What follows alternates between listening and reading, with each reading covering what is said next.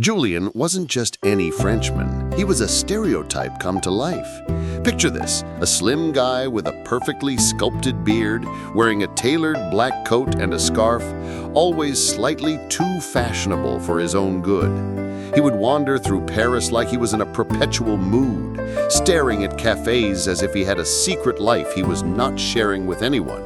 He loved the finer things in life, expensive wine, freshly baked baguettes, and people who spoke French in an impeccable accent. But as with all clichés, there's a deeper layer. He felt boxed in, like he was living in the shadow of the Eiffel Tower, caught in a daily routine of artificial romance. He wanted more. So after yet another weekend spent strolling along the Seine, sipping overpriced coffee and reading Sartre, because of course he was doing that, Julien decided enough was enough. He needed a change, something exotic, spontaneous, and life-changing. So, with a quick Google search, he found himself booking a flight to Bangkok, Thailand. The city was the opposite of Paris, hot, chaotic, and filled with neon lights and spicy street food. The weather? Humid as hell. But Julien wasn't deterred. The promise of a new adventure and maybe even a shot at true love was enough to get him to pack his bags.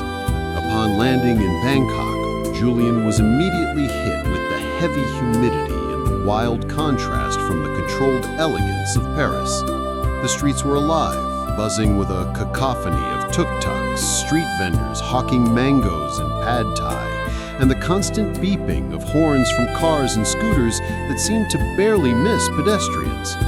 It was like someone had taken the chaotic energy of Paris and cranked it up to 11. Julien checked into a basic hotel that was nowhere near as chic as the ones in Paris, but hey, he was embracing the local experience. The air conditioning barely worked, but he didn't mind. It added to the whole adventure vibe. He wore a white linen shirt, slightly rumpled because it was impossible to look pristine in this weather, and cargo shorts, the kind that screamed tourist, but hey, who cares? He was there to live freely, right? He spent his first few days wandering around the city, taking photos of temples that all seemed to blend together, occasionally stopping for sweet iced tea and squinting at the exotic food stalls, which, if we're being honest, made him nervous because he didn't like spicy food. But he was determined to embrace the culture, so he forced himself to eat fried crickets at a food market, chewing through the crunchy legs with an awkward smile that screamed, "I'm so sophisticated. I swear this is delicious." It was on a sweltering evening in the heart of Khao San Road, the backpacker paradise, that Julien's life took a turn. He was walking down the street, the air thick with heat, when he bumped into her. Literally.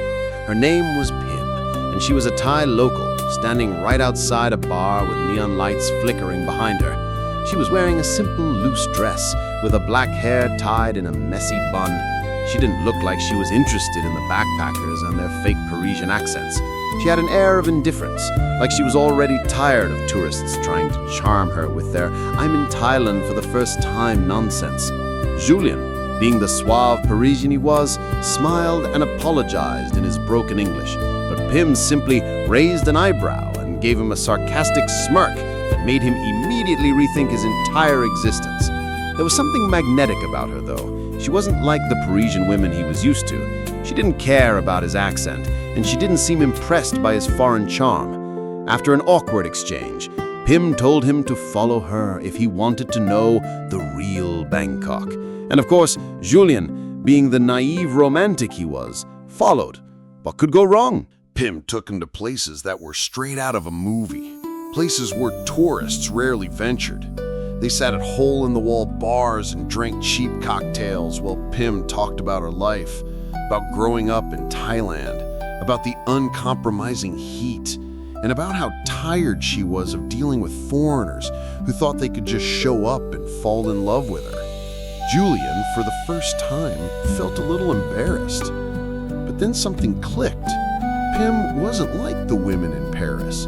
She wasn't interested in his status, his high-end lifestyle, or his intellectual quirks.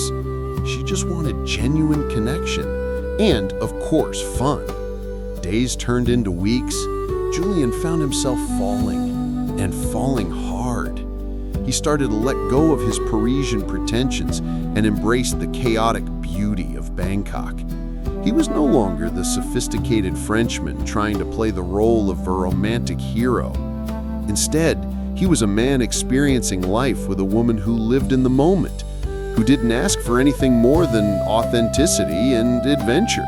Pim took Julien to the beach, a place where the water was warm, the sun blistered above, and the air smelled like salt water and fried fish. They rented a motorbike and drove down the coastal roads, laughing at the sheer madness of it all. Pim would teach him how to ride a scooter and how to survive the madness of Thai traffic. Then came the chili challenge. Pim dared Julien to eat a bowl of spicy green curry, and he, being the prideful Frenchman, accepted. 5 minutes later, he was sweating, his face turning red from the heat, and Pim was laughing so hard she almost cried. But Julien, being a trooper, took it like a champ, despite the numbing sensation in his mouth. But there were also moments of tension. Pim was a free spirit, and Julien was used to having a sense of control over his life. He would try to get her to come back to Paris with him, but she would laugh and say, "Why leave paradise?" Julien found it hard to explain why he wanted to live in the structured routine of Paris, but in the end, he realized he didn't want to live in a city that felt like a prison anymore. After 2 months of sunsets, late-night street food, and awkward dance lessons, because let's be real, he wasn't great at Thai club dancing, Julien had to face reality. He was in love, but with the chaos of the moment. He loved Pim, but he loved the adventure, the freedom, and the spontaneity more. Pim, on the other hand, wasn't looking for a forever. She was content with the present, and as much as Julien romanticized their life, it wasn't as simple as he imagined. In the end, Julien found a different kind of love, one that didn't fit into the Parisian mold. It wasn't just about holding hands under the Eiffel Tower. It was about living in the present, embracing the chaos, and learning that love isn't about finding the perfect person, but the perfect moment. Will he return to Paris? Maybe. Will he ever forget Pim? Definitely not. But for now, he's off on his next adventure, probably riding a motorbike across Vietnam, trying to survive another chili challenge.